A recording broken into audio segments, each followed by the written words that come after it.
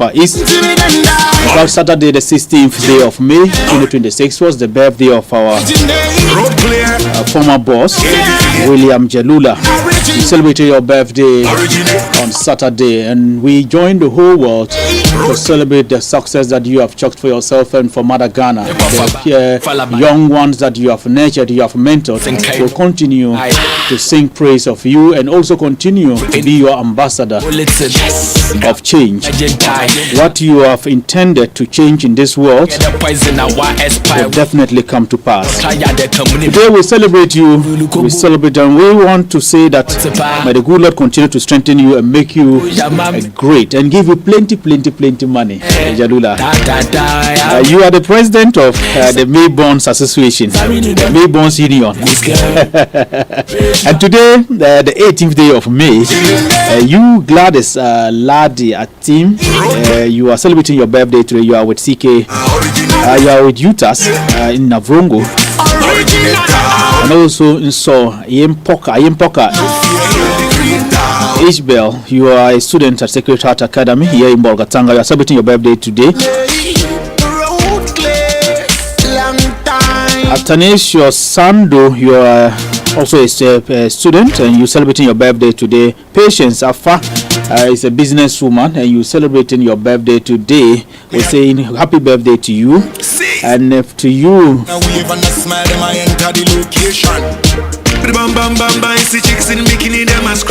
to you, Bamimi Elon, you're also the student presentation brothers here in Bogatanga. Micah Anakum, you're also a student and you are celebrating your birthday today here in Bogatanga. Nala Erasmus Alna Dreams School here in Bolgatanga. Happy birthday to you all. We're celebrating your day today and wishing you the best of luck in all your endeavors. We're praying that the good Lord continue to bestow his blessings upon you and make you great. So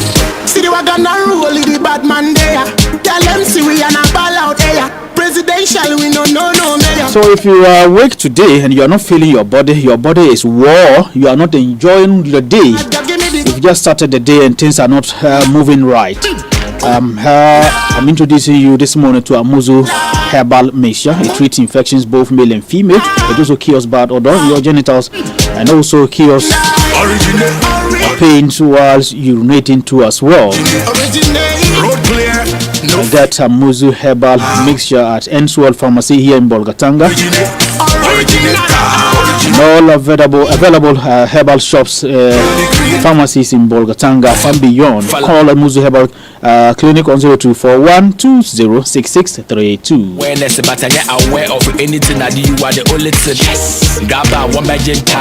So yesterday, the world celebrated World Hypertension Day. It's a global awareness campaign aimed at educating the public about high blood pressure, often described by many as a silent killer. This morning we want to understand why this is usually ascribed to hypertension. In fact, the World Health Organization's team for this year says that hypertension, controlling hypertension together, that is what the team is saying. We're controlling hypertension together, and the World Health Organization report indicates that about 1.4 billion people worldwide are living with hypertension. Yet, only 1 in 4 have the condition under control, and this should be a worry for all of us as a people. And in Africa, up to 44% of adults aged 30 to 79 are affected, but fewer than 1 in 5 have their blood pressure adequately controlled. Information says that hypertension significantly increases the risk of stroke, heart diseases, kidney failure, and premature death. So health experts continue to stress the importance of regular blood pressure checks, healthy diet, reduced salt intake, exercise, and early treatment. So this morning we have a team from the regional hospital joining us for us to have a conversation on hypertension this morning. We are joined in studio by Dr. Emmanuel Nafo. He is a physician specialist of Upper East Regional Hospital, and our good friend Dr. Victor Azuma, a medical officer Upper East Regional Hospital. Good morning, team, and welcome. Yeah, good morning. Yes. Good morning to your cherished listeners. Wow. Yeah. Let's start the conversation this way. If you could open us up to issues regarding hypertension within our jurisdiction here, and what hypertension is all about. I understand per the celebration you have an activity coming on to as well. Yes. Later in the conversation we'll also add that to it. But then, Dr. Emmanuel, if you can just open the conversation, let us know what hypertension is all about. Okay. Yeah. Thank you once again, and good morning once again to your cherished listeners. So, like rightly mentioned, my name is Dr. Emmanuel Anafu. I'm a physician specialist with the Upper East Regional Hospital, and like you rightly said, 7th May is 17th May. Is a day allocated worldwide to celebrate World Hypertension Day. It's a day set aside for creating awareness, public education on what hypertension is, its risk factors, its presentation, how we will be able to manage hypertension. And I'm very much keen about this year's theme, which says that controlling hypertension together. Yeah. The key word here actually for me is the together. So it is not just your doctor, but you as a patient also has a role, a very important role to play in controlling hypertension, and that I'm actually very excited to be here. And like you mentioned, they'll be carrying out an activity which is actually in collaboration with the Ghanaian Society of Cardiology. That's a group of doctors who specifically manage heart conditions, so they are cardiologists. Unfortunately, in our region we do not have a cardiologist yet. Northern region has just 2. In Tamale Teaching Hospital, Upper West none, Savannah none, Northeast none. So it's the onus is left on us as physician specialists and other doctors who are available to end the individuals who have hypertension to be able to manage hypertension very well. This what you are just sharing this morning is scary. Oh, don't be scared. Don't be scared. I'm just laying out the challenge on the ground. That these are the challenges that we have as a region and as a people. That currently there's no cardiologist. Let's get Dr. Victor into the conversation. Doc, hypertension is referred to as silent killer. Why? Yeah, so thank you very much, and I'd like to appreciate my listeners. Good morning to you all. Yes, it's true. Hypertension is a silent killer. Probably one of the most silent killers, because until you suffer an end organ damage, you are hardly likely to even notice that you have high blood pressure. From the term itself, hypertension in itself is just high blood pressure. So it just means that the tension or pressure in your blood pipes or blood vessels are high. And just like connecting a pipe hose to the pipe source, when you want to increase the rate at which the water comes out to water your garden or whatsoever, you press the tip. And when you do that, you've increased pressure in the pipe vessel. So imagine putting that pipe water with that speed on a sandy ground. It will bore a hole, or it will bear a hole. It's the same concept in hypertension. That's how blood is being supplied to your organs. So with that speed, blood is going to your brain. Same speed to your eyes, same speed to your liver, your kidneys, and every other vital organ. So just like the hole is created on the ground, that's the damage that happens to every single organ. And usually takes time. It's not just a one-time thing. It's medically, we say it's insidious. It's just silent, but it builds up with time. So you really never know what damage your blood pressures are doing to you, your high blood pressures are doing to you, until you get it checked. So yes, it's really silent.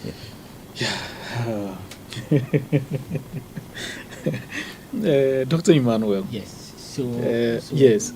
So like Dr. Zuma mentioned, so when we say hypertension, he mentioned rightly said it's the pressure with which your heart is pumping blood through the pipes or what we call arteries. And usually for we to say that you have hypertension, the only way that you'll be able to know as an individual whether if you have hypertension is when you get checked.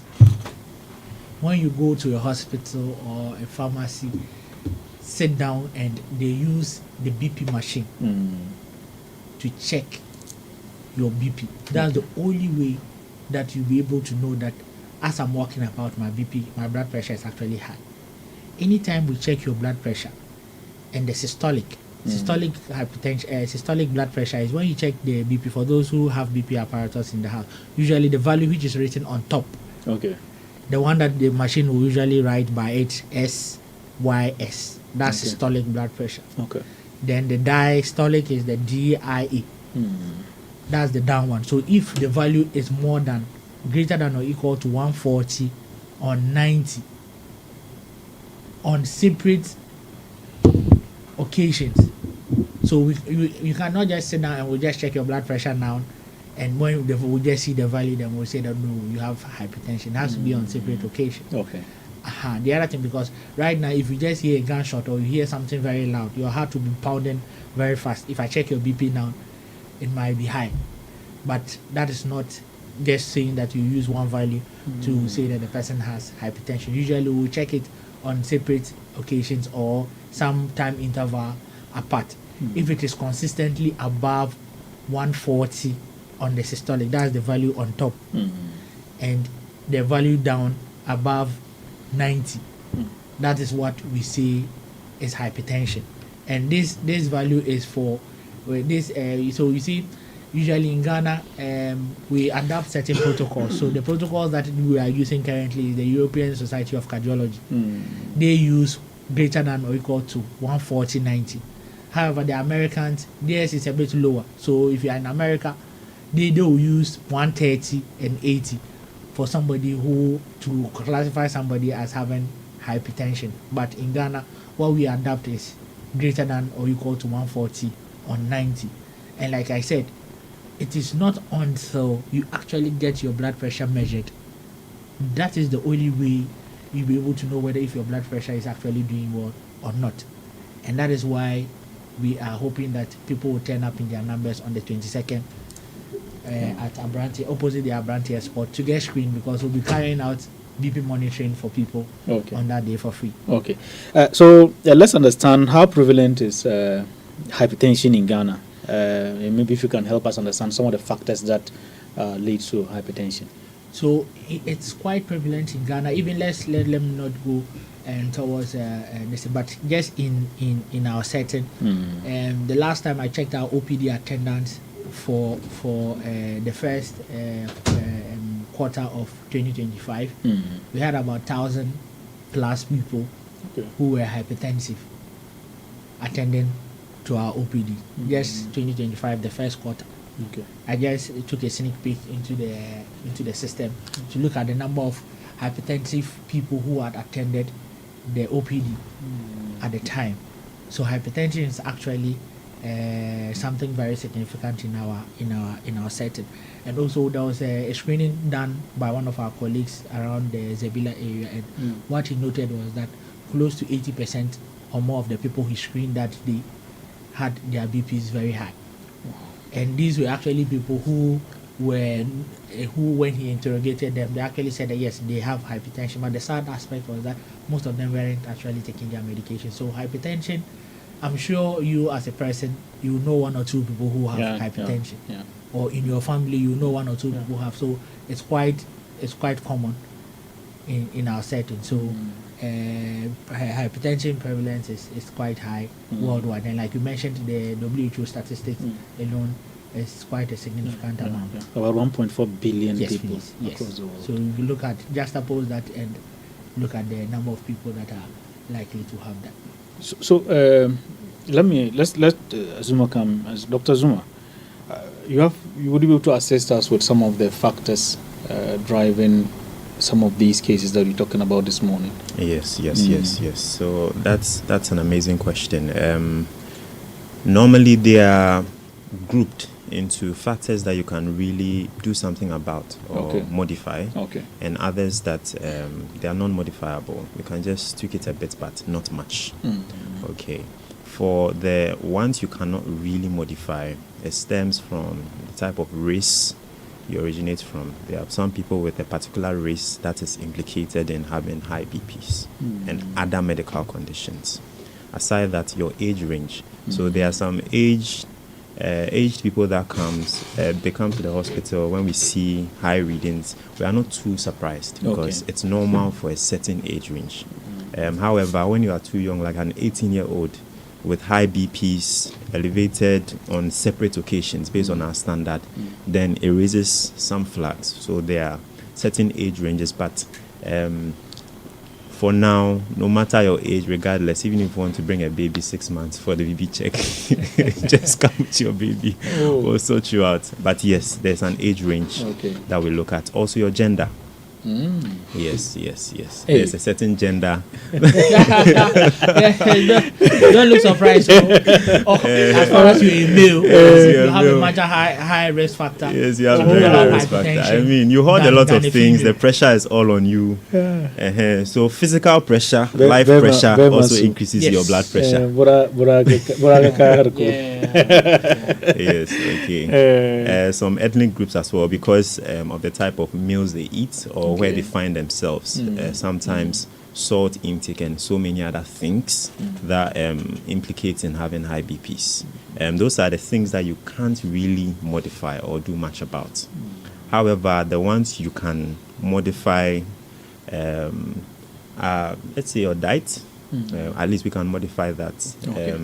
Your BMI or your size, when you have a very high BMI, you're overweight, obese, those are also risk factors that at least we can do something about. Let's talk about the diet. There's some specifics.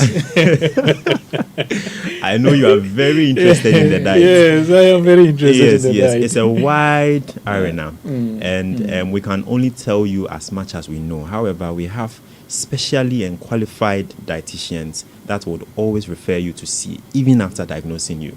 So the diet is really important, just not for hypertension, but so many other medical conditions. We are not all about just throwing medications at you.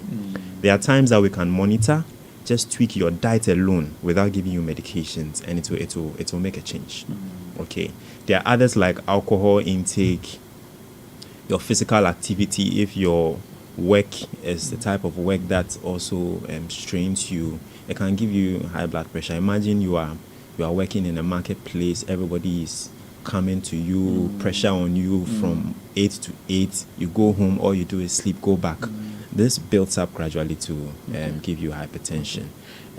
So there are so many, but these are just a few. Dr. Emmanuel, what are there some signs and symptoms that one can use to identify? Okay, so let me just add on to some of the things that Dr. Zuma mentioned. So like he mentioned, the risk factors that you gradually mentioned that they were modifiable and non-modifiable. So modifiable meant that there was something you could do about it. So like he mentioned, the alcohol, people smoking, because that one you can stop the smoking. Do you understand? Then the other thing that was that is non-modifiable. Non-modifiable, you can't do anything about it. It runs in the family. Do you understand? Your grandfather had it, your father had it, your uncle have it, your brothers have it. It just means that you may be on the next line to also have it. So that one you can't really do anything about it. That's why we are calling it non-modifiable, because you are born into the family already. It's not as if you are going to go back into the womb and tell them that don't give birth to me in this family. So the feeling that much you can do about it. So that's the one that I needed to add. And the other thing that you mentioned is the age. As you age, there are a lot of things that compound. There's the social stress, there's the emotional stress, and that one alone can also give you a risk to develop hypertension. The other thing is that as you age too, there's what we call atherosclerosis. So the caliber or the how wide your blood vessels are also get narrowed as you grow, and that in itself alone also gives you a risk of developing hypertension. Hypertension. Okay. Then he mentioned something that, so when we say somebody has hypertension, usually there are two parts. It can either be primary or what we call essential hypertension. Then we can have what we call secondary hypertension. Primary or essential hypertension is usually we have looked for various causes that might account for why you are having the hypertension, but we haven't found it. Okay. And mostly those ones may occur more in people who are a bit older. Then we have what we call secondary hypertension. Secondary hypertension means that there's something which is driving the hypertension. One of the things is usually kidney disease. So hypertension and kidney disease, sometimes they ask whether it's like the chicken and the egg story. Which one came first? Do you understand? Yeah. Because if you have hypertension for a long time, it can damage your kidneys. Okay. If you have kidney problems, it can cause hypertension. Do you understand? Then there are some that you see. There's this gland which is here called thyroid gland. Okay. If that gland is overworking, usually it can cause you to have hypertension. What will you be doing it to be working? So there's there are various conditions like what we call thyrotoxicosis. So those I don't want to get into the nitty-gritty, but Okay. there's that gland that sometimes you see that some people's own is a bit big and it's hanging in front of their neck. Sometimes it can be overworking. And when it's overworking, it produces a lot of hormones that go to tell your heart that actually you need to be working fast. And that in itself can give you hypertension. If it's also underworking too, sometimes it can give you what's the name? Hypertension too. Hypertension. Do you understand? Then we have another thing in the adrenal glands that can cause hypertension. So usually Hey. for somebody who comes in and the person is a bit younger, you don't have there's no family history of hypertension, we need to usually find out why Okay. you're having the hypertension. So somebody comes, he's 20, 21, 30, 31, and there's no family history. Usually as clinicians, what we need to do is usually make sure that it is not a secondary. So we usually need to do investigations, either check the person's thyroid, check the person's adrenal gland or aldosterone levels, check the person's kidney function, do an ultrasound scan to look at the kidney sizes. Are they small? Is one bigger than the other? Because all these things can account. Because usually if it's a secondary cause, usually if you're able to tackle the secondary cause early, sometimes you can reverse the whole hypertension. So at least what if there's any clinician, PA, nurse, anybody who is hearing me out there today, at least if you see a hypertension in a younger person, please let's investigate the person for possible secondaries. Okay. Let's not just start the person on the medication and go. So now come to the question of symptoms. Yeah. Hypertension in itself alone is asymptomatic. It won't give you any symptom, and that's why they call it a silent killer.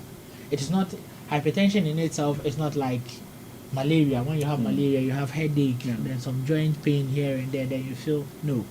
You can actually be working with BPs of 200 and something, 100 and something, without actually knowing. The only way you know it is when you sit down and you check your BPs. The only time that you start having maybe some one or two symptoms is when it has affected one of the organs. So let's say you have hypertension, you haven't controlled it well, it affects your kidneys. Then you start seeing that your feet is getting swollen. When you do something small, you get tired.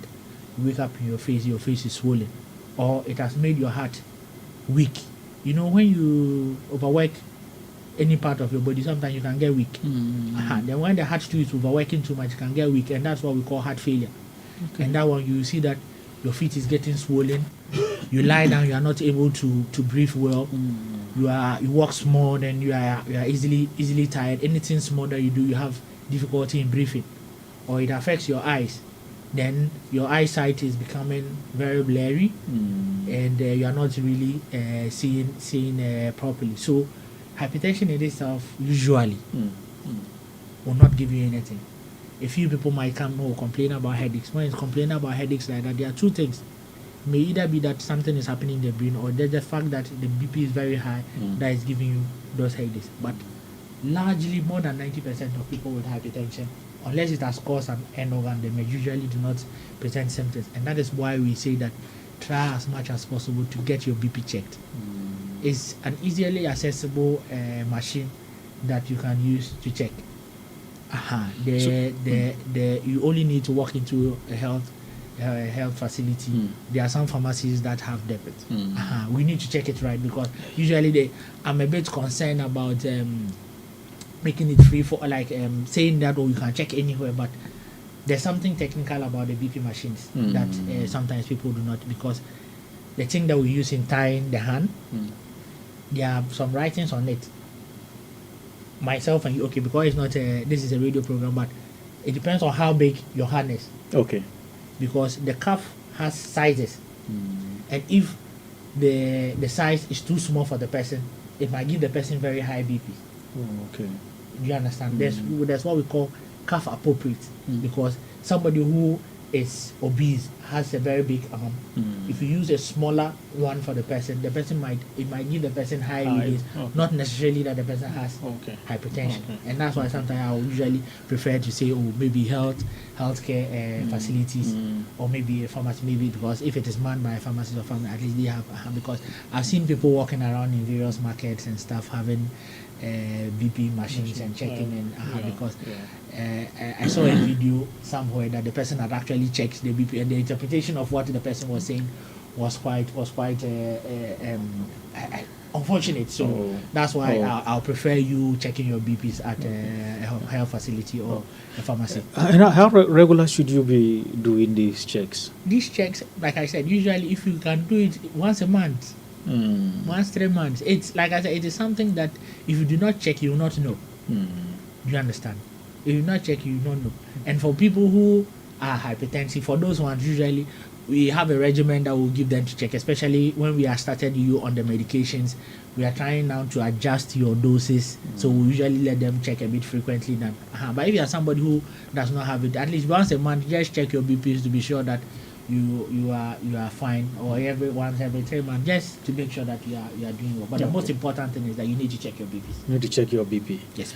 Dr. Zuma, with what you have narrated for us this morning, are there some practical ways we can use to reverse hypertension, possibly? Yes. Or maybe, if not even reverse, or maybe control it. Okay. So your question is mainly for maybe somebody who has been diagnosed with hypertension. Aside being seen by a doctor, what else you can do? Okay. The modes of treatment are divided into 3. There's the lifestyle modification, there's the medical treatment in its own, and then there's the monitoring and then prevention. Okay. For lifestyle modification, just like I mentioned a few of the risk factors, the ones you can modify. Okay. You mentioned about the diet. So at least we can go there. It's just recommended that at least less than 5 grams of salt a day is fine. Okay. So how do or you just measure, generally reduce your salt intake. How do you measure the it's grams? difficult preparing groundnut soup and then trying to measure 5 grams, 5 grams in there. Because I mean, if you take snacks, if you take the biscuits, you take all those things, it contains them. So it's difficult to measure. But just make a conscious effort to reduce your salt intake. Okay. Aside that, we mentioned the more vegetables and fruits in your meals, low fat. Okay, and then whole grains. Those are very helpful tips in the diet. When it comes to physical activity, if you don't exercise, this is your cue to start. Okay. If your BMI is a way of checking your weight to your height, averagely we say it should be less than 25. Okay. So these things can easily be checked at any pharmacy, can be checked at a hospital or a clinic nearby. Just check. Okay. And then we encourage you to exercise at least some 30 minutes brisk walking. Not just walking, the walking you walk from work to your home and back. If it's 30 minutes, no, that's not it. There's a way we recommend that you walk. Okay, it's intentional. Okay, yes, you walk fast. It makes you sweat. Sometimes you can run, jog. All those things are helpful. Okay, so please, if you are out there, you haven't jogged in your life. Walking from the house to the office is not enough. You deliberately have to step out. You have to step out there and then do something. Okay. You can actually wear an exercise outfit and then intentionally do that brisk walk on your way to work and maybe change up because you sweat a bit. Okay, so that's one other way. We have to stop smoking at all. We don't recommend any amount of smoking. Stop it. Stop alcohol. as well. Just stop. You look like I'm hitting a lot of soft spots. So you see, with regards to the alcohol, you see, if you can stop. If you cannot cut it down, because You minimize what WHO actually recommends is 14 units in a week for both male and female. I didn't say 14 bottles, so let me so that nobody gets it wrong out there. Exactly. So how do we calculate the units? So the units of what you drink. So a standard, I think, beer bottle that a lot of people take or club is 625 mils, isn't it? That's the volume, if I'm not mistaken. Then the percentage of alcohol in it, I think, is 5%. Okay. If I'm not mistaken. So some are 5, some are about 6 and 7. Unfortunately, I'm not mentioning a specific brand. Yeah, I just wanted to do a calculation so that everybody understands. Anybody listening to me, how we calculate the units. So let's say, because I think it might be about 5%, if I'm not mistaken. So if it's 5% times the volume, which is about 625 mils, if I'm not mistaken, whatever you get, you divide it by 1,000. Okay. So that is going to give you, for every beer bottle that you take, it will give you 3.125 units. Okay. And if I'm saying that WHO recommends that you do not take more than 14 units in a week, it means that per this calculation, if you take about 4 beer bottles in a week, you are meeting the weekly requirement. So anybody that is listening, the recommendation is that if you are even taking your beer in a week, you shouldn't exceed the four bottles per this calculation that I'm doing.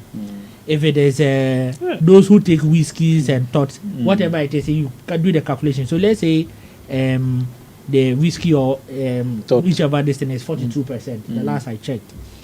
Let's say you take about 50 mils. 50 mils is quite small. Let's take you take 50 mils of that. Then if you divide, so the 42% times 50, if you divide that by 1,000, you get 2.1. Okay. So if you take 50 mils of that whiskey, it's 2.1 units. So let's say in a week, you are looking at not taking more than 7 of that. Others can sit. But if you can actually exactly, because that's the recommendation. Because if you are able to stay away from the alcohol, it's good, because chronic use of alcohol is not good for your system. Alcohol affects from your brain down. Your brain alone can give you depression, can give you stroke, can give you what we call Wernicke's encephalopathy, Korsakoff encephalopathy. When you drink, you can fall and you can injure your head and you get bleed in your head. It can give you depression, because there are some people who say that, it is the depression that led them to the alcohol. But some people too, it is the alcohol that led to depression. Because if you are drinking alcohol, you may not be functioning well at work. You may end up more than getting sacked from work, and that alone can push you into depression. So alcohol in itself, it's not that we are saying that it's bad, but these are the recommendations that are being given out there, that you should not pass 14. But for smoking, please stop. Smoking, stop. That one, there's no thing like minimize. No. Just stop the smoking. That is what we are championing today. Why is smoking that dangerous, that or harmful, that you just advising that one should stop smoking? So, you see, the cigarette in itself. I know for those people who take who smoke, when you buy it, it is written on it too. It is written on it that smoking can be. They are already offered maybe harmful to, it might be harmful so to even your the health. manufacturers of it are already telling you that it's harmful. This is because it has a lot of things smoking is a lot of risk factors for a lot of things. There's lung cancer, there's esophageal cancer, and when you smoke, anytime the smoke that you inhale in, it actually sort of destroys the linings of your blood vessels.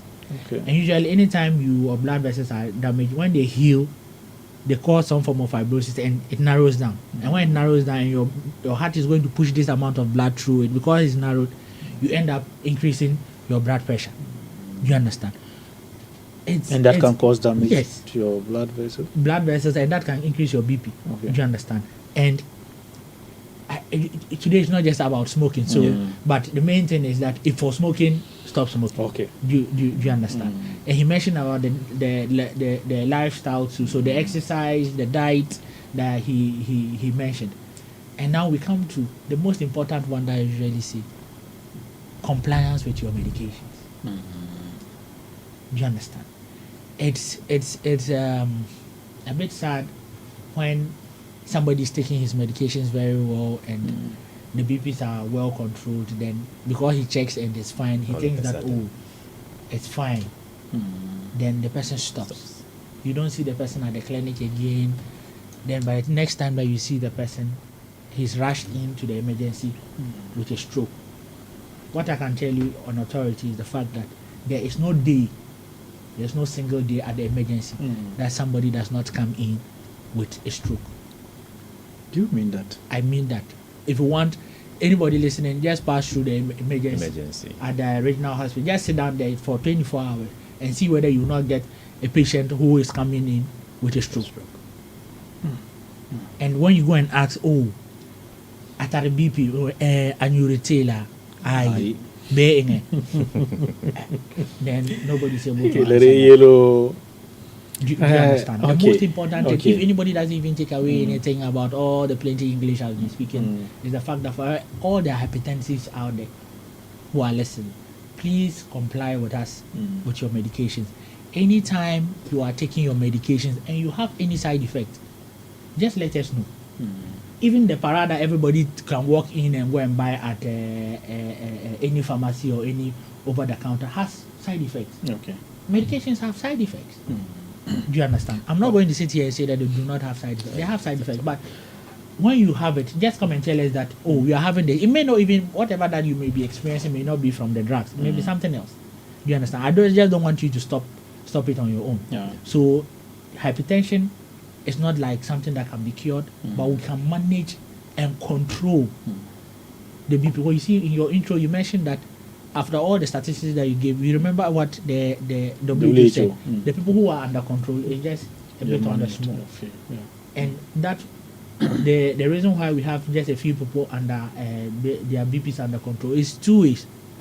It can be from us, the doctors, and also the patients. Okay. Because usually we as doctors, we are supposed to let you be checking your BPs, and when you come back for review, we have a look at it to be sure that your BPs that the medication that we are putting on is actually controlling your BP as it should.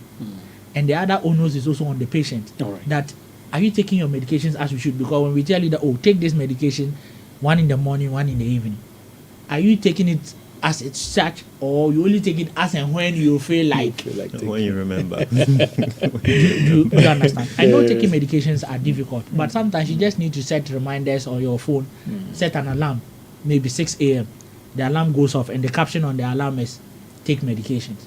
When you do that, after taking the medication, you switch off the alarm, then it's a recurring thing. All right. Thank you very much. Let me come to Dr. Zuma.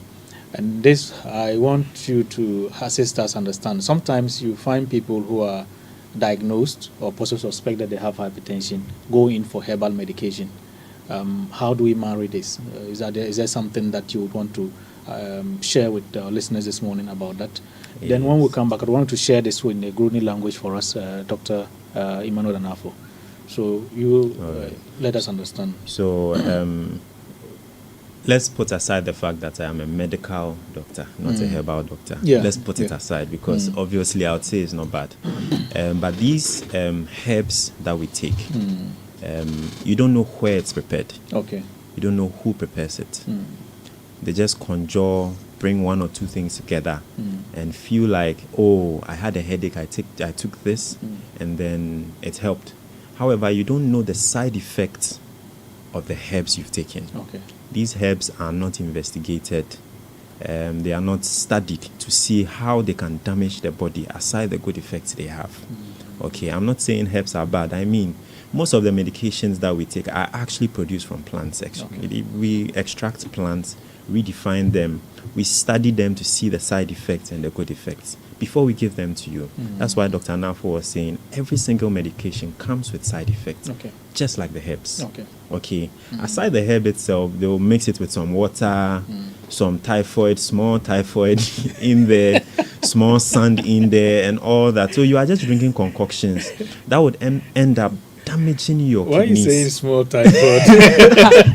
So he says small typhoid because if your water, the water they are using to mix it, is not safe. It's contaminated. You see, it's contaminated. That means you would have the bacteria which causes typhoid in it. That's why he says small typhoid. Small typhoid and so many undiscovered bacteria in there, aside the herb itself and the effect it will be having on your other organs. So in fact, there's almost no patient who we've seen started on treatment, resorted to herbs, who has confidently come back to say, Doc, your medications were not the best. It's the herb that is working for me. No, I've never seen that before. They usually come back with a stroke. I'll be sitting there at the emergency, seeing Mr. A that we helped sorted out, asked to come back with a blood pressure profile reading. And then the next time, he comes unconscious or can't move one arm, one leg, one hand at the emergency. So please, forget the herbs. Forget about it. If you have any of the symptoms that we've talked about, or you've ever been diagnosed with hypertension, this is your wake-up call. If the medication is hiding somewhere under your bed, please.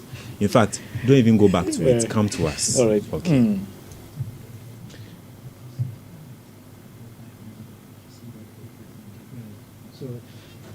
Let's see. I would want Dr. Nafo, maybe just something small, because this is we have done all that in English, and it's also important that our local folks also get to understand this particular day, its relevance, and the issue we are discussing about hypertension. Briefly, if you can do that in Gruni for us, so you take us to the activities that you've planned for this particular celebration. Okay. So yes, it's our oblique layer. So Zinat Sibola A1 talked about BP. So that's me here that hypertension. BP day if to check who minute one taking hospital, but they can bobo no man check again the values la zoom la gangla 140 le 90. Ingat 180 hotel la BP ma ala la nyokla bani tene tumuso sokrala sabate ni nyokra enta woni nyoke BP de sabande bonkoroba if la moire ye yiripo lebola ye zimpo le mata nyokra saban in de balami gete la mole de saba nka diti disoma daro dara nke eni yimage ge nko tara magi die zo dita magi die zo ya ka diti ti vont la taba ge ko dita saba te solo di normala ge karkra bama me saba karka me tan de saba monyo BP wa saba mo ike ba mka pa ma ba ko ike ba ko gala bobine ko zinya bobine o mo ne ngba saba tan nyoki BP wa getre tora la ti mo yeti BP la abono iya oka king hospital ta keke hu BP la o ka mangte o tarla BP wa getre tora se to kinka keko minga only time get hot bangte nyata te o maybe honaba fo ne be hodon do laka kenezo arabi hoko kingsi hotar kambe hoko nga hokata vo anende landa par da channel la nano la affect la hu seyibu dem affect hu sunsuru me pa jina ter mule to reti mina nye BP hoto engla nyam te lo menga tene ti sete obi na hodie po geti cardia me sawa ko non kurkuru ne an ko pa ja mbod lesni engeti kala bonala bal mazala baham geti BP la kan behra kan engsuma lamde o manyura hoti doctor ti le geti bobola ma brother so kuniti nyagala le hospital ti la ban in son man tuma bokala tuma de bono doctor ma ge ti la geti ni nyura la bare ti doctor ti la geti ba muzna abazozo punde ye la nyakala po geti ma problem ni de nyakala geti ni nyura la selo tini ita zozo ta dang munzewa bom ha ti doctor ti le geti ba nyura la ba de parking la lab test ba to o nyakala bo po la ti botla wana fiwa wanya wanyan songte bipila in ge hoko bona yide make senya kala zozo ge nyura bala ingala te kaya banga le long time ge tuta dikra la on cause problem si aha la de na saba geti nyakala batawa kingla bono Center for Scientific Research get bi nyakala itu o ba check ba bihila o ba check ba bihila ba ma aya ba to bipila zoom ge ha ingala ba ma le ba geti sabat wa yeti FDA le Ghana Standards Board ba ma za wa bi nyakala ge itu o okay ba bi ba si le bata check the BP ge bi ke ba stamp ma za abin ba zo ba ma de makata ti le ba ma ge sabat ba ko hada apo le mon Standard Board ba ka bi bata era bona lopo ko ba ma la kan yel we ti ba bon ba de songa aha ge ho nyati ba ma ge ti saba ge ba de Ghana Standards Board le FDA ti bu ba be bala ba fine ba approve ti o ba ya be nya songo bibi ba ya be song ti mina o den ingala yeta andeke ge la ara bala be nya min ndike hospital ti saka ge ti ndike boyela le salatin eram pa ha de ya ni to ne ti to boy BPT la ge ti nyu ge ti ezin adona be kato ni le bi hospital wa yele ti o ti o manyu ti la o an ba ham get me de sen ninga kana be poro dona so la re ti o ti tan ti la because BPT arati ya mama so ya ta dang bala ni ma ha no wa yele to ti brahla me daru problem ye an wa ne ti aka ba get ya matanga la ma fokoba salatin yeti de da BPT la za te bala ko mo ka bi ho BPT ni la songa me bip la mi nga no bolam ta ba geti ho la ho pokalam gan ku den kam ka ana fine aha be ko mo le BPT la ba ga kalim na geta nya stroke ho to ngla nga an le ho pokala geti ho ton la sala geti mo de yeni ti yeta pa ade Friday working now azuma daran kina te tire bonala opposite Abrantia sport da po da checkra nerba BP game checkra who wait me la pa hello de free eta waina te check BP saba BP zoom la to ba to yelia te o BP le zoom de ba get ye Kenya hospital get ba man check ya songa so da de le za yena wana te check ye BP yelia hello bon to ba ti mang da de la all right po yazuzu ko yele activities la sulmini po get the killing some kala or maybe you would have Dr. Zuma can just briefly tell us about the screening that we are having. So Dr. Zuma. Okay, so let me just okay, he's over to you. So we are having a screening on hypertension that day on Friday 22nd May at opposite the Abrantia Sport in the market. We actually chose that day because it's a market day and also where it is it's quite a busy place. We are hoping that we get a lot of people that would attend to. This screening is actually powered by the Ghana Society of Cardiology and in collaboration with our hospital and the Tamale Teaching Hospital. Would be doing services such as taking your weight, your height, and we'll check your BMI. We'll also check your blood pressure. That day we're actually going to check your blood pressure 3 times just to be sure of what the values we are getting. Okay. And the doctors will be there. Myself, I'll be there. Dr. Tete, who is another physician specialist, will be there. That day we're going to be about 6 or so doctors who will be there with our nurses and our health promotion officers. So it's actually going to be big. Please come in your numbers, get checked, have your questions answered that day because I'll be there, Dr. Zuma will be there, and all my other colleagues will be there. Do you have plans to maybe provide treatment or directions after? So what we do is that because we are the same people who run the clinics at the regional hospital, so for those who will have any issues that they will just give them appointment dates at the regional hospital. So we assess them personally ourselves. If not, we would just write. With that, they would have some papers that would have your details written there. We can write those things. For those who are not within Bolga, they can go to any health facility and show them whatever we would write in the comment sections on the papers. But kindly come in your numbers, get your BPs checked. What time? So we are hoping to start by 9 a.m.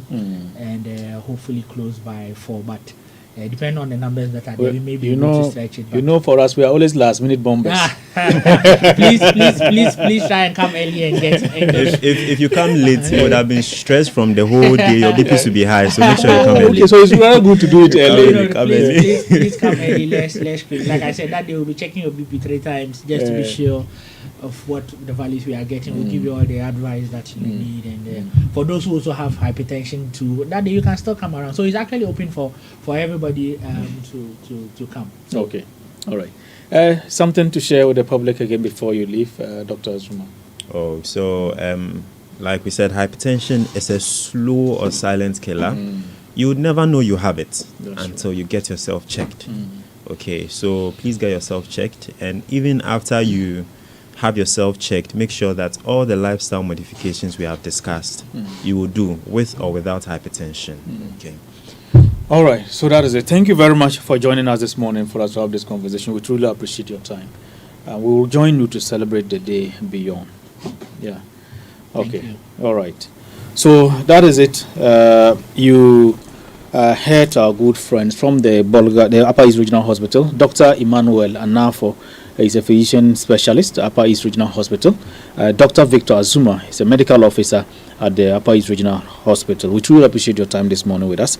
And we are also encouraging you to be an ambassador.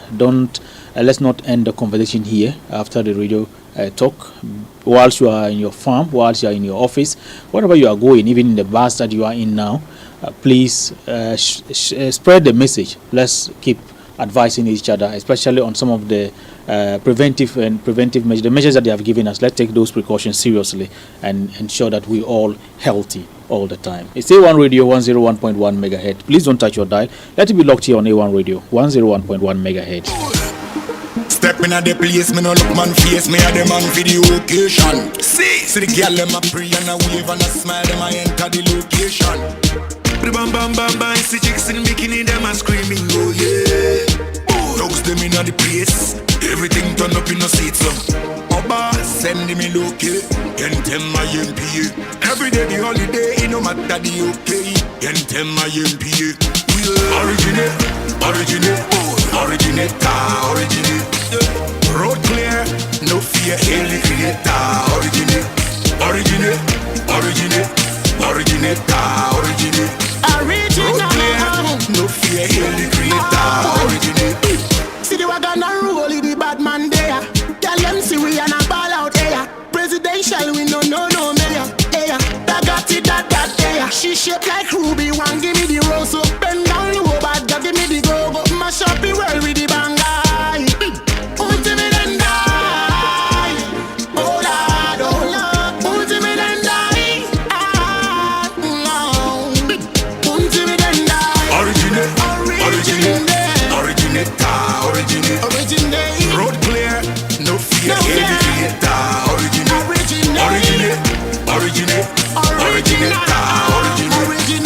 Road clear, no fear, hail the creator.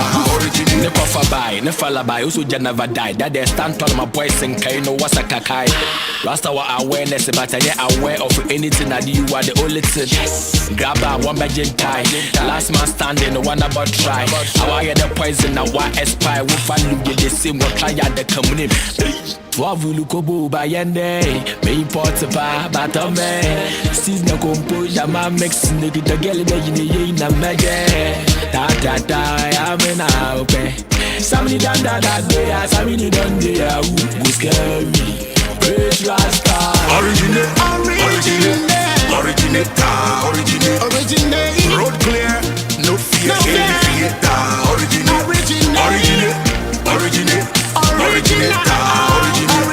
Alright, so we welcome back. It's A1 Radio 101.1 megahertz. Imagine walking into a home where nobody ever pauses what they're doing online. The girls are streaming the latest Netflix series. And yes, of course, that special playlist is also rolling. And Daddy is also on his usual team's video calls, chatting here and there and doing all the necessary streaming. And the uploads are uploading, the downloads are downloading. And you know what? Not a single person says that, oh wow, my data is finished. No one says that. That is the power MTN fiber gives you. Unlimited internet and internet for endless streaming, endless connection, endless for your home, endless everything for your home. Now you get to enjoy a special range of unlimited fiber internet packages, whether you are a new or existing customer. Just log into my MTN app now and tap broadband or dial *5057# *5057# to get your preferred unlimited MTN fiber package now. MTN, everywhere you go. Road clear, no fear, originate. We are still lurking around the corridors of MTN this morning, and they're giving us a word. They're giving us some advice. Free at this one, they be free advice, free bunto. You get it? That we should borrow responsibly. This is because it is true that emergencies sometimes when they come, they don't give you signal. They don't give you signal at all. Yes, uncle, you will pay school fees. Daddy will pay school fees. Mommy will pay school fees. And you will still give something to baby too as well. And so when that happens, Lord, just know that Momo Day. When that happens, know that Momo Day. Borrow what you can handle from your Momo app. Pay back on time, no pressure. Because when you pay back on time, the cycle continues and you get to do more with Momo. Responsible borrowing, be the real flex now. Momo Day, do more with Momo. Originate. Road clear, no fear, originate. Now, in a world that demands more from you every single day, now your smartphone shouldn't be that thing holding you back. No. You have to hype yourself and be part of the squad. You need to advise yourself and get a device that matches your pace, protect your movement and performs without compromise. That is Tecno Spark 50, and that is what it is built with. Exactly that in mind. Power starts with about 6,700 mAh, delivering enduring performance through the longest, most demanding days. And also it is paired with about 18-watt fast charging. This means that you spend less charging and spend more time walking around and moving around. For those of us who want to go to the village, you want to go to places, you do some blogging and some vlogging here and there, there's the best phone you can move around with. Communication is taken to a new level with the powered AI noise cancellation during calls. So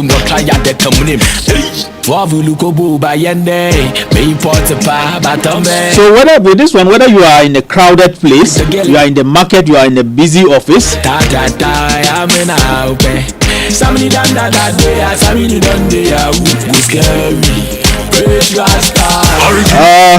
Spark 50 intelligently filters out background noise, so your voice is transmitted with exceptional clarity. And so the important conversations stay professional, and those ones that you go intimate, regardless of where you are, you do same too as well. It's A1 Radio 101.1 megahertz. We're going on the phone lines to speak to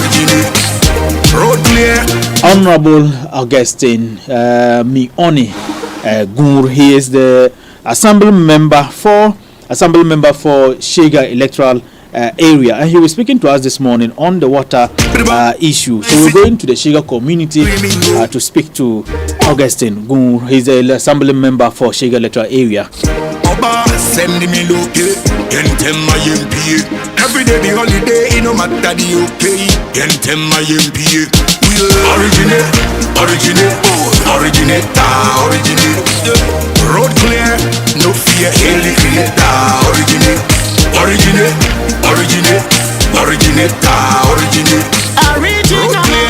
No fear, all right, you welcome back. So we have Augustine Gunri on the line to speak to us on his community water crisis. Good morning and welcome to Daybreak Upper is Honorable.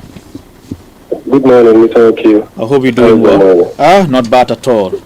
I can't be doing well when we all know that water is life, right? So when you are representing people found in the central of a whole bigger district with large resources, it's not just in Upper East region, but the whole country. And where people are suffering because of potable drinking water, it should be a cause for concern. That is true.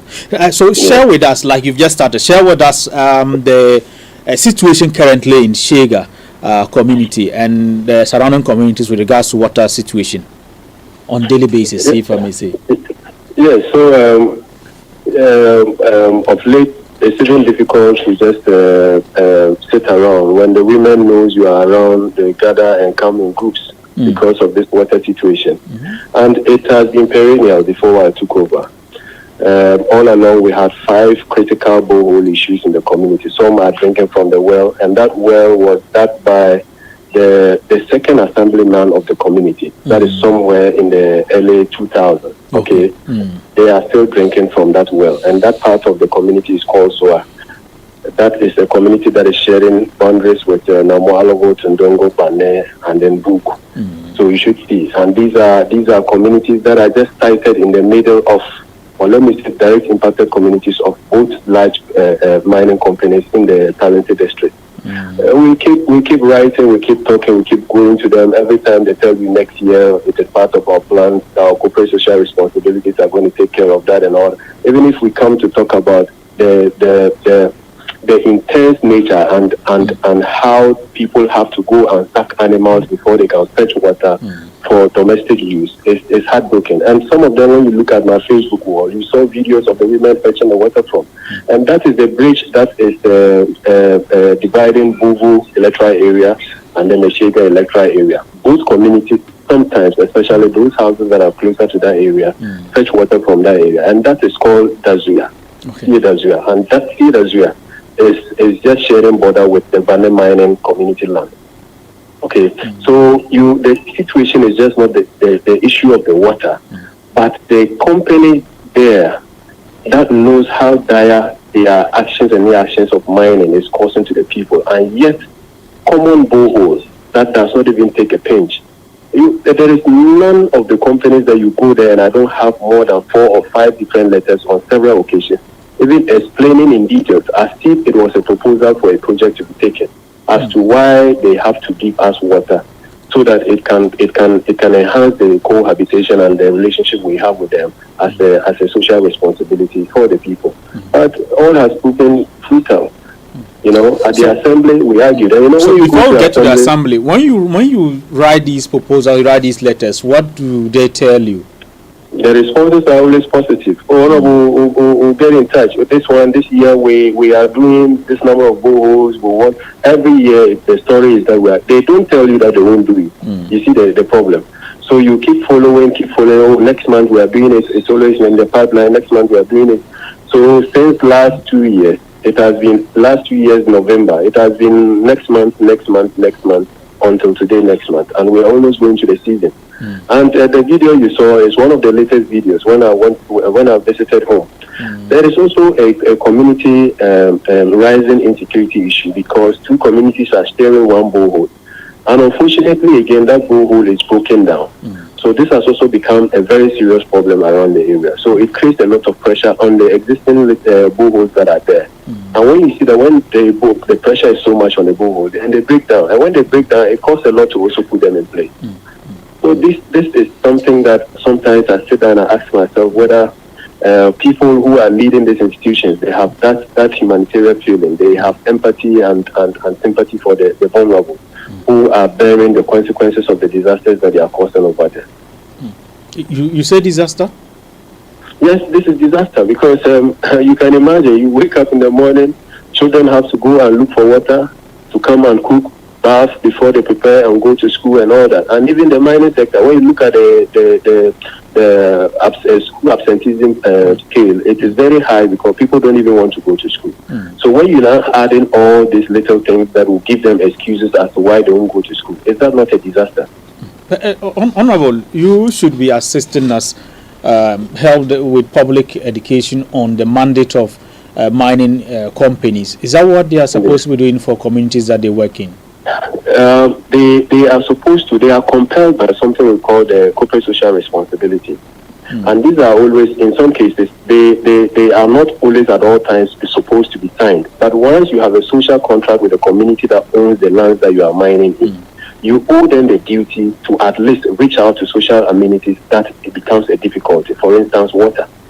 You see, so what they do, and even when you go and take their CSR documents and you want to assess, you will see that some of these things are embedded in there. But as to how they execute them and where they execute them, it becomes the question mark everybody keeps asking. If they tell you how much they spend on CSR alone in a year in the community, it's very huge. But you ask yourself, we have dilapidated schools, we have schools without furniture, we have water problem, which is so serious. Just count it, my brother. Health issues, you go to the hospitals and there are no even beds. You go to the church compounds, even benches for women to even lie and have, they are not there. Okay, so when you have these huge amounts of money that are going into CSR and we cannot have potable water to drink as a direct impacted community, we are not even talking about other communities. We say you are working in a district, but these are communities that virtually everything you do has a negative or positive impact on them. So the positive impact should have been the CSRs that we are talking about: water, helping in education, helping in the health sector, trying to ensure that at least there are alternative livelihood empowerment programs for the people living around there, because their lands have been taken away, whether legitimately or illegitimately. What is keen is that the lands that some of them used to farm and live and have their livelihood have been taken away from these mining companies. So what else would you have been doing for these people apart from giving them potable drinking water, which we all understand, and making reference to the Sustainable Development Goal 6, which water and sanitation is very key to this world. You talk about signing agreements with community in terms of supporting community members with some level of development projects. Is it something that you know for sure that it has been done with these mining companies that you so talk about? Yeah, so why I say sign in the sense that before they come into mine, they do community entry. And the community entry, they come to sensitize the people on what they are coming to do there. And in those things, and they tell you that as they are going to do this, we know the negative impacts of what we are going to do. But by so doing, in the process of mining, from time to time, we'll be doing A, B, C, D for you. That's the social contract, okay? So that social contract is already an established relationship between the people. And that is why at any point in time, the people can rise against these companies and say they are not in agreement because of A, B, C, D. Well, it's a social contract. That contract does not have an expiring date, or it doesn't have an initiation date. The initiation date is the day they start the phone. But once the people are seeing that what you promised them you are not doing, they can rise against you. So that is the contract I am talking about, not the contract that we all know of, that Tamsi and the rest of the talented people are fighting for. So you also mentioned that you have been talking to the assembly. You have been mentioning this at the assembly. Yes. Let us understand how far you have carried this to the local government level in terms of finding a solution to this particular crisis. Yes. So if you quite remember, recently I wrote a petition. Not a petition. I was asking for I used the RTI law to request for some of the projects they use SOCO to do and all that. These were some of the reasons, because in some places they don't even exist at all. A clear example is that one community, which the assemblyman confided in me, that there was supposed to be a project there, a borehole that was supposed to be created by SOCO, constructed by SOCO, but it doesn't exist, but it exists on paper.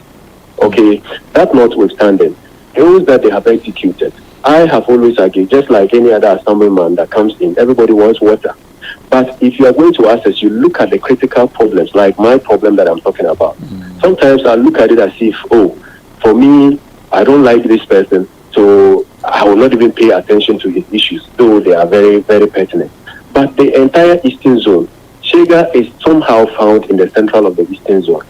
Okay, so virtually we are seen to be like the host community in terms of every gathering that happens in the community. But this is the very community that's supposed to be the town of the zone that are suffering and still drinking water with animals.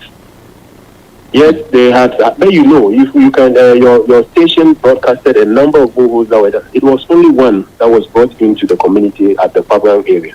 But these are the other critical areas that we are supposed to be.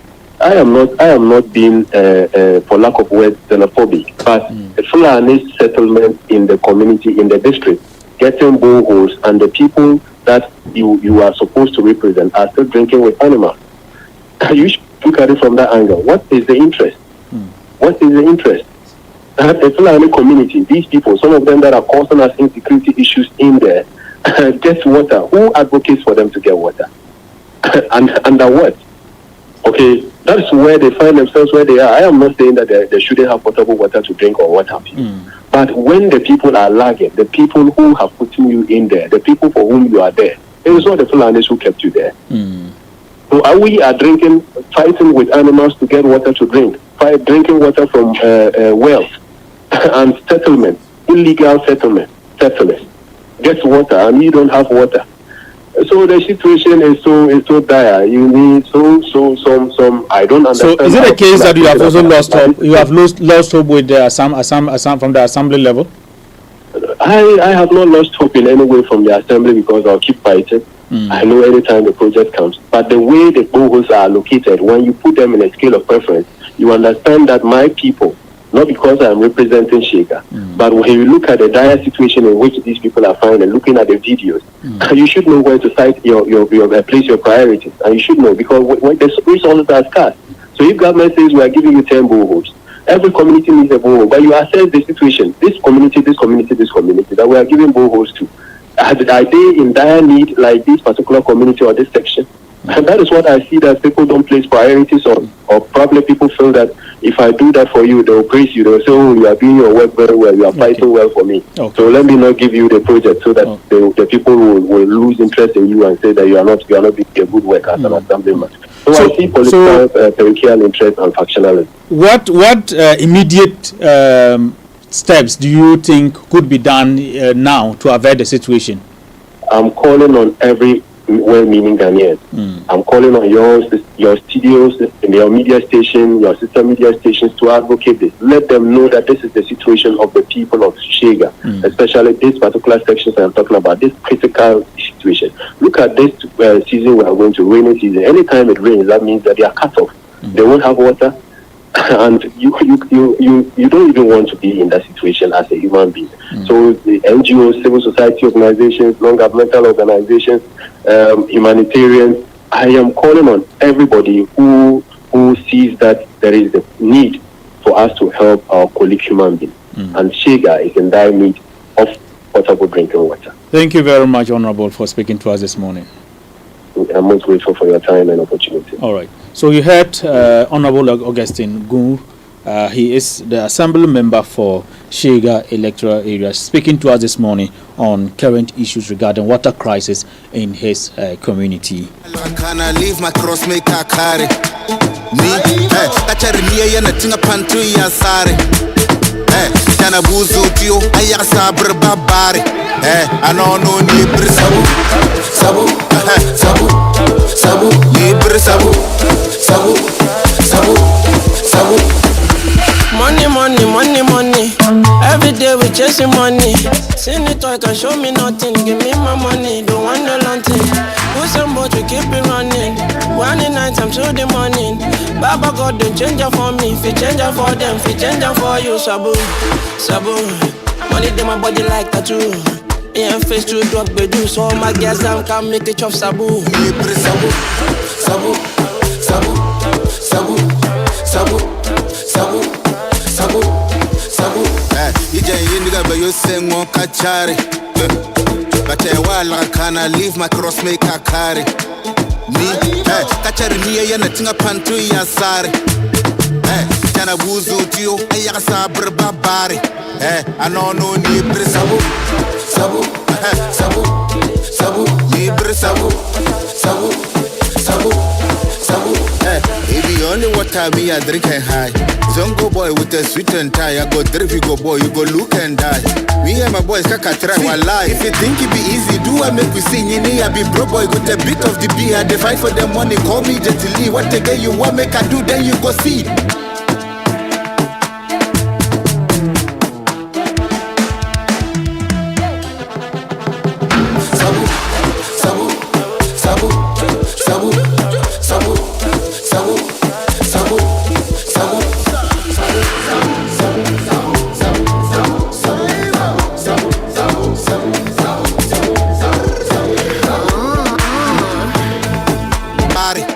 I don't know ni sabu, sabu, sabu, sabu, ni sabu, sabu, sabu, sabu. Money, money, money, money. Every day we chasing money. Send it toy can show me nothing. Give me my money, don't want no long thing. Put some boat, we keep it running. One night time till the morning. Baba God don't change it for me. If you change it for them, if you change it for you, sabu, sabu. Money in my body like tattoo. Face to drug, we do so my guess. Oh, so you welcome back. C1 Radio 101.1 megahertz. I mentioned earlier that we are going to talk to the former women organizer of the National Democratic Congress for the Upper East region, Hajia Charity. She is a philanthropist and women advocate. For the past few weeks, she has been doing a lot of good works here in the Upper East region by way of engaging young girls in entrepreneurial or vocational ventures.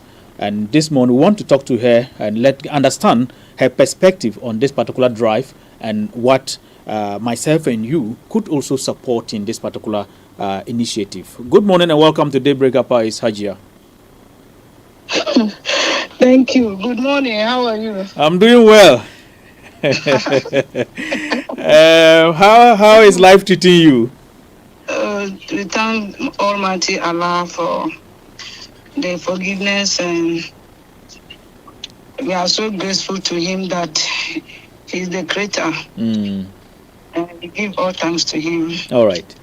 So, Hajia, just open up the conversation and let us understand what actually inspired you to start this initiative in supporting young girls here in the Upper East region.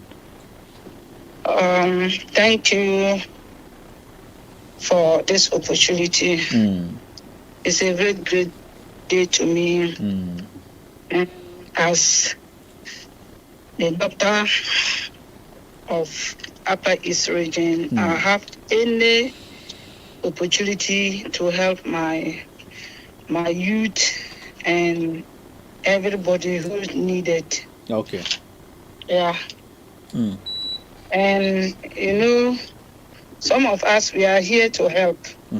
Because as a politician, you shouldn't forget that those who voted for you to get the power, you have to do anything to help them so that they can achieve their goal and move forward on their life. To me, nowadays men, you people, you don't like women that don't work. If you're a woman, if you're a woman and you doesn't have your handwork or doing any business, you cannot get a responsible man. Because no man wants to marry a woman that will wake up early in the morning, sleeping without going to work, and only the man will go and come and be paying bills. So if there is opportunity for some of us, we have to help some of our women or our ladies over there so that they can also get something to do and move on with their life. And it's a great pleasure to me that everybody knows, even you yourself, you know what I can do for the region. I have never turned my back for the region because I know that's where I come from. I know how that challenges in that region. So I always build the youth around me or the youth in Upper East so that they can also get daily bread and stop roaming, maybe doing unnecessary things which will not help them. So this opportunity that I've got, I have to build my women. Okay. That those who are do the passing out, they are pledging for those who outside there don't have anything to do. The machines are donated to them. They should empower them so that they can also get something better for their life. Rather to be roaming or going to Galamsey, which will not help us. Okay. So I will beg. The sewing machines are donated for the leadership. Okay. It's not for them. It's for the youth over there. Whoever that doesn't have anything to empower herself or himself should contact them so that they will get them the sewing machine so that they can also start learning. If God will, by next year by this time, we will come back to Jubilee House, Jubilee Park again to do another graduation for the region. Okay. And all those who graduate there were powerful women, powerful men, because you can see the dresses they wear was super.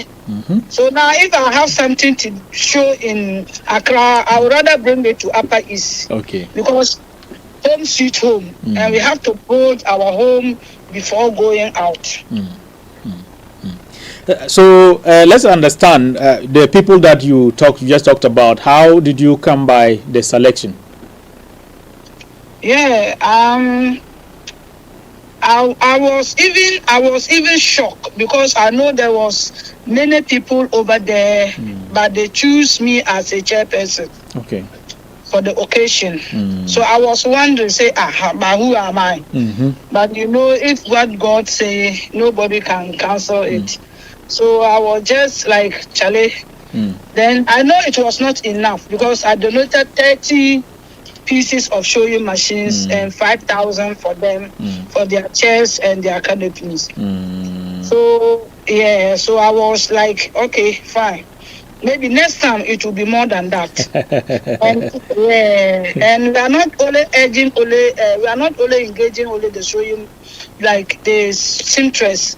If you want to do fitter, if you want to do welder, if you want to anything that you know your life, I don't know how to put it, but anything that you want to do for your life to improve, don't fear, don't panic, just contact the leadership so that we will do the necessary thing for the youth in Upper East. Yeah.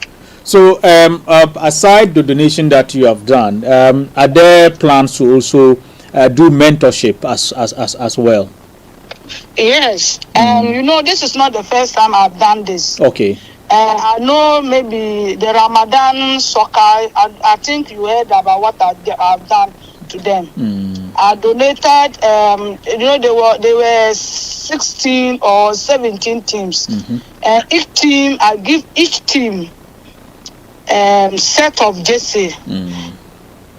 Set of jersey. Okay. And that's 17 or 16 set of jersey that I've donated to them. Besides that, earlier also I donated 2,000 for them for their drinks and food. And you know, I'm like, that's a charity. You know, my. Hello, madam. Hajia. Hello. Sorry, we're not getting Hajia clearly. Hoping that the production team is able to establish contact with her again. The line is very faint. We are unable to hear Hajia again on the line. Hoping that we're making a frantic effort to ensure that we could reconnect with her and she gives us her view on this particular development that she has done here in the Upper East region, donating about 30 sewing machines for young girls. Hello, you're welcome back. Yeah. Yes, sorry for that. I think that was a technical network challenge. Yeah, I understand the challenges many young ladies over there face. Okay. So for me, I will try my best and do anything to help anybody who want to establish something for herself or himself in the region. And I'm there for everybody, not only for individual people. No, I'm there for everybody to help. And I'm ready to do that, to build my region and for those who give us the power. We didn't walk to Jubilee House. It was the people that we went and kneeled down and begged them. Today, if they are in need, we also have the opportunity. We have to help them in the region. So, do you have something you want to share with their madams and the young ones who have received some of these support system? Yeah, we are now going to negotiate that. We are now going to do that, to sit down and see what to do and help. So, like I'm talking about maybe a message you want to share. You want to advise the young girls who actually receive your support, and then their madams too as well. Yeah, the only advice that I would do is for them to respect each other, like to be kind to each other, so that the way their madams get patient to show them this thing, they should also go back to their various constituency or village to also do that for their those who are going to learn from them too. They shouldn't be fighting, they shouldn't be insult, they shouldn't be engaging in unnecessary things. They should be focused. They should be focused to use the experience that they have got for their madams to also build the other young ladies over there and other young men over there. All right. So that we can get a credible and a strong, solid unity in Upper East. Okay. Hajia, let's get back. Let's come back to your government currently, and we know how strongly you campaign for the National Democratic Congress to get the nod that they've had today and manage the affairs of the Republic of Ghana. You currently occupy a position as the Deputy Director General of Warehouse of the for NADMO. Let's understand, how is your new office? How are you dealing with your new office? Oh, I'm very grateful to I'm very grateful to Allah and what He has done to me. You know, not everybody that will suffer to get where I am today, but I'm blessed. Okay. I'm blessed. And what I want my fellow colleagues to, those who occupy offices, to also get patient and please, I'm pleading to engage with our youth outside there. The youth are complaining bitterly, and it's true. Even me like this, at times I don't pick calls because like I don't know what to tell them, and it's sad to me. It's sad to me. Why? The table can turn anytime. So we have to build the youth. It's the youth that is my matter. For me, I don't have problem. Alhamdulillah. But how can we build the youth and come back again to tell them to vote for us in 2028? But why don't you pick calls? Why don't you pick calls? My brother, at times I don't even know what to do because I'm feeling shy. Things are not going like the way I wanted it to go for the youth. Okay.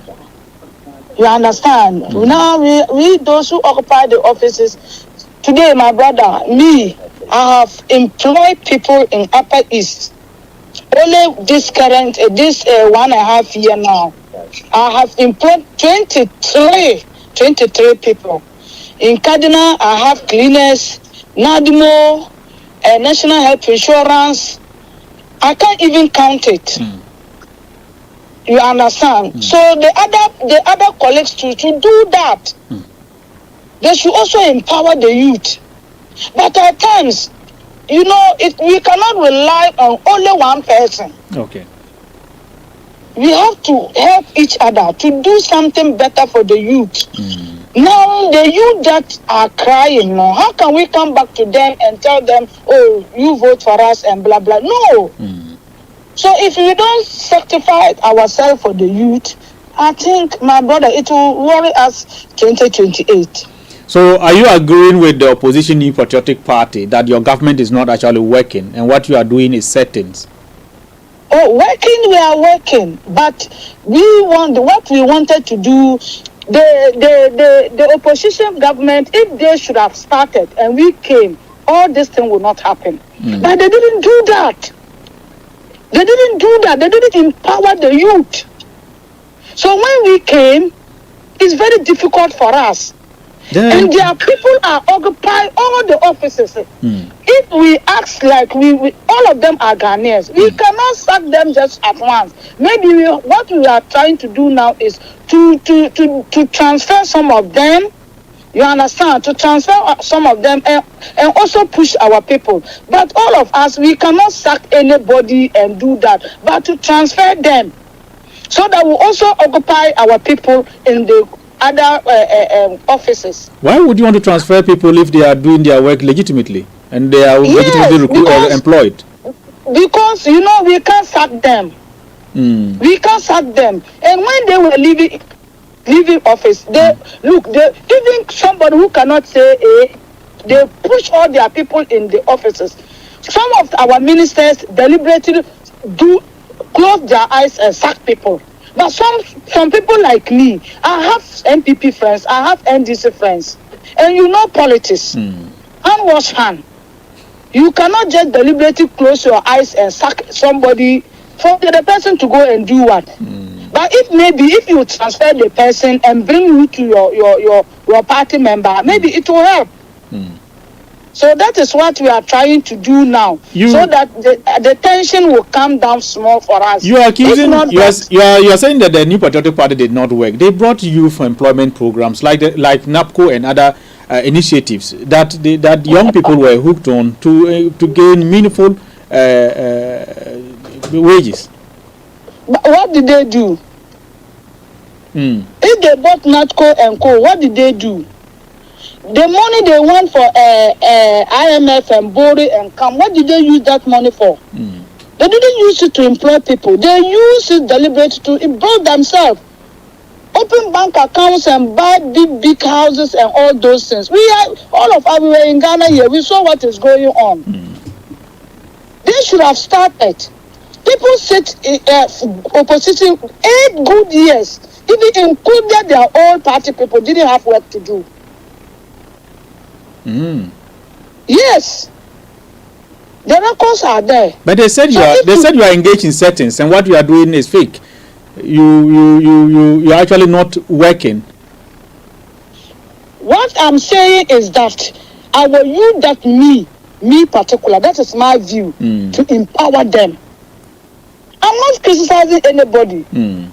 But if we don't empower the youth, how can we go back to them again? Okay. We should stop looking for qualification, because NDP was not looking for qualification before they empower. But NDC, we have that mindset. You don't have this, you don't have this, and that is creating problems for us. You understand? Okay. We have to stop this. Because you say this one doesn't have a math, this one doesn't have English, this one is not tall, this one is short. You see, that creates problem for us. Because the people have their qualification looking for the job.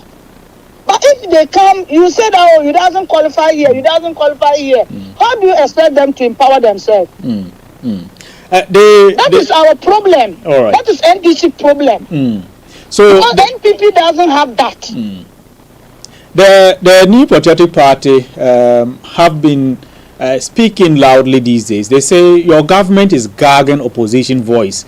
You don't want them to speak out. The recent development is the arrest of Abonya DC, and the former vice president says that that is undemocratic and that democracy in Ghana is under siege. The minority leader recently held a press conference at the party headquarters, and he criticized the government, saying that you are gagging opposition, and he has described some judges even saying that they are doing the bidding of the NDC. Why are you doing so? You see, at times, my brother, excuse my language. You see, if I were to be somebody like Interior Defense Minister, all these people that you mentioned their name, they should have been in jail by now. You don't mean it? They should have been in jail by now because they are not qualified to be Ghana. They are in this society to destroy our youth. We didn't know how to insult elder people. We didn't know. We learned from MPP. We were in this Ghana when they started criticizing late Professor Monks that he is going to die. He's a sickler. He's a that. There is no insult. When President John Mahama came, Abronya said that John Mahama, a house boy, a house girl, John Mahama's spokesperson wife, John Mahama sleep with that person. Do you think if it were to be that time, me, Hajia Charity, criticizing Bawumia that way, do you think I would be alive? We were in Ghana here when they settled people that they were doing killing, silent killing. Who were they referring to? You saw it with your eyes. You said silent killing? Did you say silent killings? Yes. If you saw them, they would just come and pick you and go and choose your neck. We were in Ghana here. Who did they arrest? We that are the Democratic Party.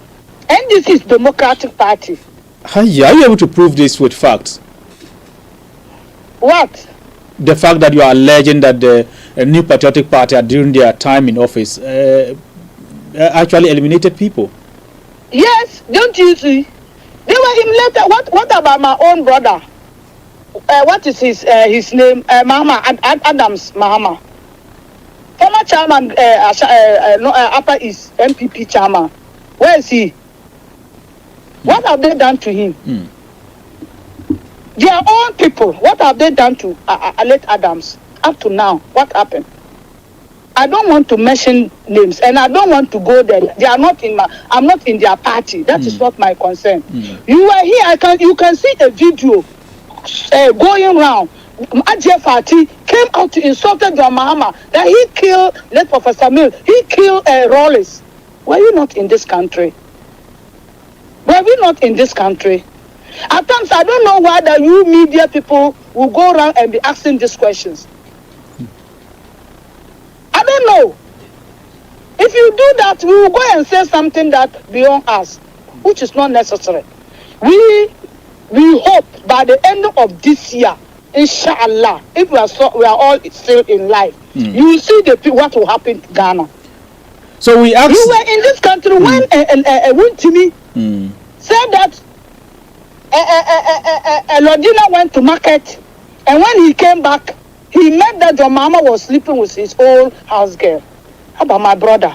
If not because of politics, who are those people that even me, they cannot stand in front of me to say this nonsense? Rather to sit on TV or radio, and we have the media people, excuse my language, who too lost their brain and was interviewing them, and they will come and sit and say this nonsense and walk away. Are we not doing that because of accountability, like you are doing with us this morning? Accountability, but I cannot go beyond. I cannot go beyond. Okay, so let's look at your party elections, your internal party elections. Don't you think that your party internal struggle now, to the extent that we have people who are actually showing interest in taking up the flag bearership position after His Excellency John Dramani Mahama's tenure, it would cause some challenges for government? We haven't got there yet. We are now marketing the party. If the time comes, nobody will tell us who to lead and who not to lead. But nobody choose our flag bearer for us. It's really our opinion to do that. So we will not come and say that this one that we want to lead, this one no. It's not up to time. Yeah, we are still waiting. We are marketing the government and His Excellency John Dramani Mahama that came and didn't go to IMF to borrow, but to establish the economy.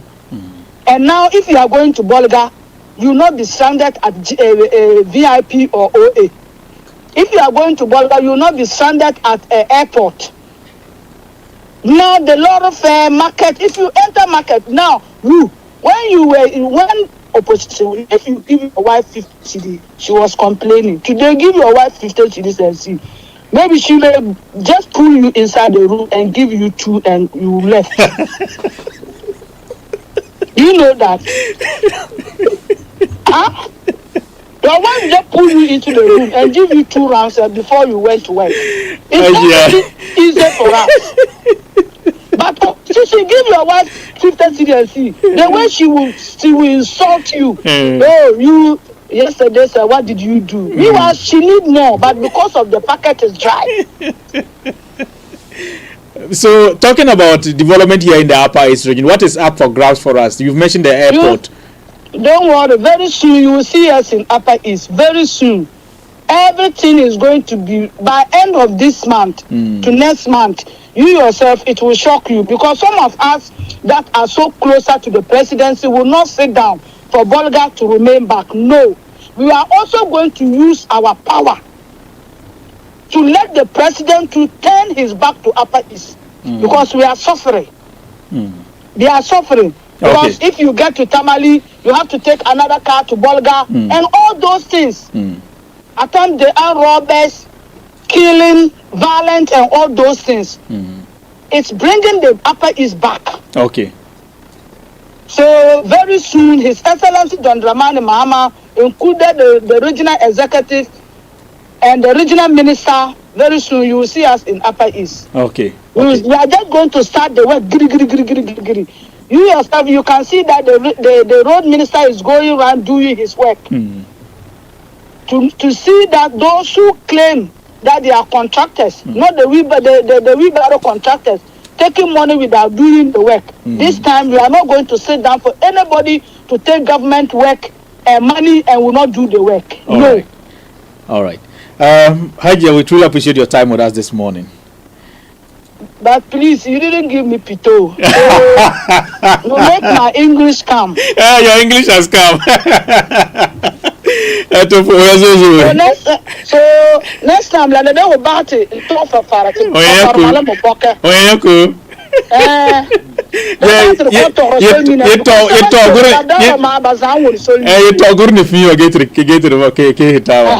So about the talk for farati. Let talk for the figure about the terror. I don't want to. Ala sampa abila to sormala la tmayaro malanzi le ba mekele yere ke bala gi wala ndi boto to wala ka ko bo nero won kele mazina bulikawa ya menga biye wana asoma ajia charity nero mi mala charity la ade Upper East former regional for Upper East women organizer and ade former women organizer very well so mata salatin yelbeti mara wa barata la graduation get I invite matanda wa ana da donate telaruma bon pizza get donate beni 5,000 then one 50 million 5 let them one 5,000 couldn't pour one. La bala 50 million no bala. 50 million bala. Dar ka pa hai. Dar ka bo ba ichi ba to la ba song ba menga. Gama le tar seratin advisory ti nerba la seven occupy offices la. Ti ben ba ma ba bila ba ingba in se lang song la ba employ youth la. Ge youth la ba sabata la ba qualifications zia bota tumba ge kanyata. Mama particular one hour. Ma yo le ti kama Upper East ma employ la nerba almost 23. Then kanya English atam skura ba yira mama ka dekre because vintarma nerba zalba qualifications yawo de kanya ta toma to baton to na ka promise babala so if tu kanya so to banya toma to yet le la mama na nerta yelbe ti ba wala ba vote ba NDC party so ben ba me seven the minister CEOs ben do mala but this suguri la ba yang song te nerba la ge ayi to nerba la ba to komana ba saba English so because bakanya tomato timira promise ba me yara yeti 24-hour economy 3 shifts nera ba ta tona da o dabur mun poa be ngeti nanka tonton den labo get yo kombi por ganya toma to toya ba saba kanya nka yanko yeti kama da ba sa kanya ba saba nye met ba saba kanya saba me kanya la ba ba to be to in say back bomb me nya bani tikanyan ko en la za amati ite fi before 4 years la ta para la terwate NPP ma baraka nyam employer ba za bala yo power to offices do mala pola NPP nerba ma ke prebini so ma e nerba te tikati te saba bara gane tra saba amati transfer ba kanzia ga mutar te nerba la me ke dikat nerba ke bila wa men yasala fi me eta haji balaka ge gana wara ko ayi to transfer ba to get to saba me get to transfer ba because bazare Ghanaians maza mata zorma NPP ma ta zorma NDC me let them who you know and women let me politics and say obokeko tikayan saba get the truth of the matter to transfer ba get to komala me ken very well Tinara wo be la be no one yes select la pa anor point. Get to work on a dindi la laka ina. Timiti kamata eti. Geba but to la ana sila. Dala bala. So but just agree. To. Regional minister Roma MC Roma CEOs Roma la sebat Roma beat by occupy various offices la. Ti sumo to kwamala me. Ti bere 2028 you na fa le to pala no vorwoko to be ti etekinta yerbe ti be that is how ko ana digi balala la ka ina na puka yehara na yeta youth la sala to setre kilin son gala get ontianke hula yambe no me baget ndeke to son landlord potin robo huna. So landlord from D line says that good morning to my political godmother Hajia Charity of the proud daughter of Upper East Region. His Excellency John Dramani Mahama has delivered. We are out of IMF by dint of hard work and discipline. Let's remember this day and never forget the wickedness that took us to the IMF on bent knees. The rescue mission has been accomplished. The country will surely prosper under NDC. That is what he says this morning to you, Ajia. Yeah, it's true. You know, earlier on, my phone message to come out from Mahama. The Kanya Takaton, because in a one, I like to taking IMS, tapping Lao. I'm out to the resource second Bugana. To me, a brother, Samu Gentila to forcing. Gold bond, la bala to the Dicky Young Mobilizer, Dicky GRA, Young Mobilizing, young seller fee, Dicky Young Goldie to Economela. Tikakina siya tato. No mama mada pun boda le bila. Tepoya. De ike. Lebna. So I mean a strategy la and say man. Tepoya. So salat ma yele eti kama youth le me 7 gege kanya to ma ba disuguri. Ke la panero. Tepoya zozo. Salat ma me letarating advice yele to youth le kama 7 ken kina school la. Ba kin school la pa he. Ko di ba menga because na la to mama experience la. Mama Santa na woko maybe nkande la deputy na demo because na ma part la ploma very well de woko lan ka bo so benela ntapala la yebhela sisters la yeti ba ben ba me ba mo la ba nini la ba kin school la so that ba say yeti ba kan politics la ploma ba mi yeti kamara ba den ner saba bermbe wato nenga because politics la this time kin say la hokata bukulong o kayan kenga yo because some of our part to Malakar Bulong, but overtake to Mama. Ay, te poya zozo. Poya zozo. Yo. Manya time, young wana interview them out. In our border. Gibon la home. Yo. Te poya. So you heard Hajia Charity. Rahina to Asoima. She is a former Upper East Regional Women Organizer for the National Democratic Congress and currently occupying the position of Deputy Director General of Warehouse for NATMO. And she just spoke to us about an initiative that she has taken to donate sewing machines for young girls here in the Upper East region and also touched a little bit on national issues too as well. All right, so that is where we end the conversation. But before I say goodbye to you, I want you to know that with this particular month, we have International Tea Day coming on the 21st day of May 2026. And for us here at A1 Radio, we celebrate this day on a yearly basis. This is the 4th edition. And so A1 Radio is encouraging that you come for us to celebrate this day on the Saturday coming, 23rd of May 2026. So that we celebrate International Tea Day together. So this year's theme is on fostering growth and inclusion. And the day is marked by bringing people together to discuss socio-economic, political and cultural issues as we enjoy tea and other beverages. Saturday, 23rd day of May 2026, 8 a.m. prompt to 6 p.m. at A1 Radio premises as we mark the day. And the theme again is growth and inclusion of all persons from various social backgrounds and status. Come, let's socialize, promote our businesses and brands too as well. We will also network and also promote growth and inclusion. Let me reveal or announce that there will be free health screening on that day. There will be free health screening that will be will receive this exercise from Amia Hospital. There will also be interesting competitions in Owari, Ludu, cards, bottle flips, draft, shares, and more games too as well. So a repeatable nutritionist will also be around to do some education on nutrition and our diet, so that we will know how to stay healthy and strong always. The 2026 edition of A1 Radio Aqua Bulk International Tea Day celebration is in partnership with Aqua Bulk and sponsored by Amia Hospital and Caxstone Record. We still need your support. We need your support. We need your donation.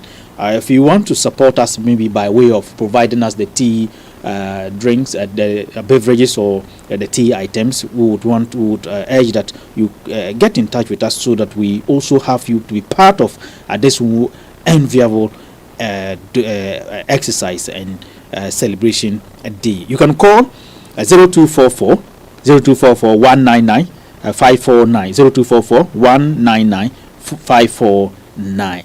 This is the number you can call and join to sponsor, or also come exhibit your brand.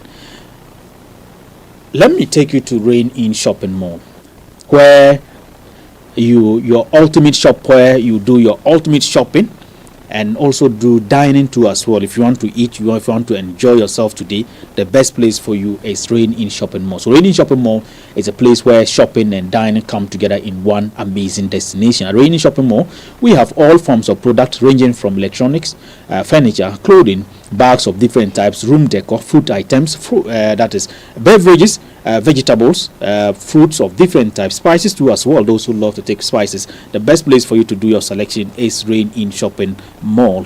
For children, we have different kinds of food and children wear for you too as well. Those of us who love to take tea, please let me recommend Rain In Shopping Mall for you, so you can take the best tea in town. For those who want to enjoy meals, you want to take your good breakfast, lunch, or supper, the best place for you today is Rain In Shopping Mall, because we have plain rice, we have fried rice, we have fufu, we have yam, we have great tilapia, plantain, and more. Rain In Shopping Mall is located on the Commercial Street, opposite the post office, right opposite the post office on the Commercial Street. You can call them 0244 929 0244 291047. Rain In Shopping Mall, your ultimate shopping destination. And we're saying goodbye now. My name is Seydou Muta Wakil. We truly appreciate your time this morning with us. It's A1 Radio 101.1 megahertz. Daybreak Price is being proudly produced by Moses Apia, Gerald Asagi, Max Smith, Samuel Adagom, Joseph Yaro. We call him Bra Kalala, ensuring that you listen to us live on our digital platforms. The streaming live on Facebook is engineered by him. And we're saying kudos to you, Bra Kalala. After this, he takes over to ensure that you enjoy your work this morning. Work and happiness is next. So enjoy the rest of your working day and have fun. Bye-bye.